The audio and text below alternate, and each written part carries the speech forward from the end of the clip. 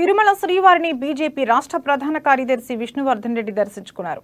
ఉదయం స్వామివారి నైవేద్య విరామ సమయంలో విష్ణువర్ధన్ రెడ్డి స్వామివారిని దర్శించుకుని ఆశీర్వాదం పొందారు.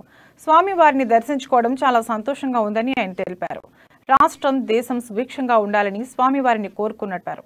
40 నెలల పాలనలో శాంతి భద్రతలు, ఉద్యోగాలు, ఆర్థిక అభివృద్ధి, భావితరాలకు చేయాల్సిన అభివృద్ధి వైసీపీ పాలనలో ఏ ఒక్కటి జరగలేదని విష్ణువర్ధన్ రెడ్డి ఆరోపించారు.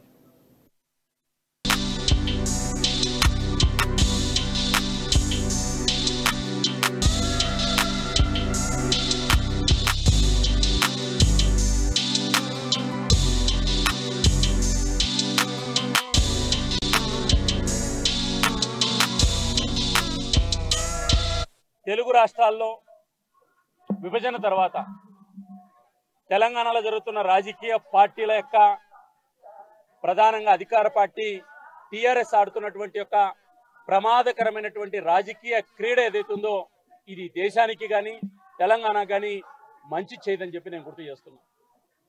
మాటల గారడీలతోటి అబద్ధపు అంశాల మీద మీడియాతో కొన్ని పునాదుల మీద ఏదో ఒక రాజకీయ పార్టీని కొంతమంది వ్యక్తులను బలి తీసుకుందామనేటువంటి ఒక కేసీఆర్ గారి వ్యూహం ఏదైతుందో ఇది ఆత్మహత్యా సదృశ్యం.